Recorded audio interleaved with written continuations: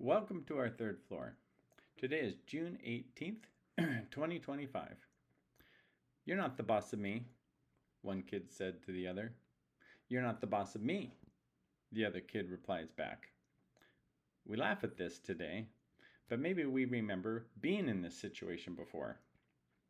What are these kids really trying to say? They're expressing the innate truth that they have been given liberty by God at birth. Their inalienable rights. They have freedom.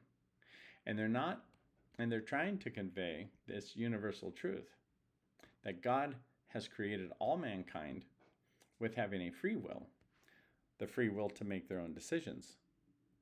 But in John chapter 15, the Bible tells us we are not the vine dresser. God is the vine dresser. What does that even mean in this context? It means we are free to live our lives turned away from God, or we are free to live our lives turned towards God. Turning towards God means we are in the pursuit of a relationship with Him. But how does vine dressing apply to people? We're not grapes. It's a parable, and it means we are not the ones who decide what is best for us, which branches, or in other words, which areas in our life are unhealthy and need to be cut away to increase our longevity. It also means we are not the ones who can best decide which branches or areas in our life will benefit from a little pruning. Cut back last year's growth in order that we can be even more fruitful in the coming season. Let's read John chapter 15, verses 1 and 2. It says, I am the true vine. My Father is the vine dresser. Every branch in me that does not bear fruit, He takes away. And every branch that bears fruit, He prunes. So every branch sees the loppers. I know the context here is primarily referring to Christ's church as a whole.